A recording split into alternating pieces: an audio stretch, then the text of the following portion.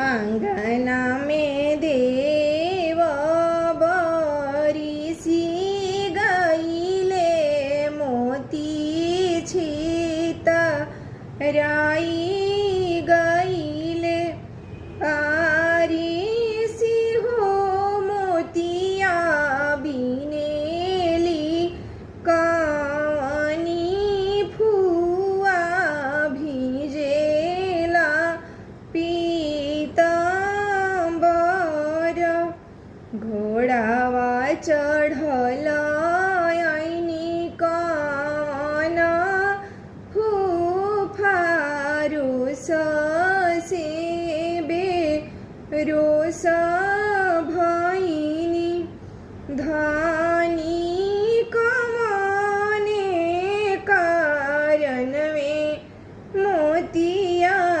बीनेलू भीजेला पी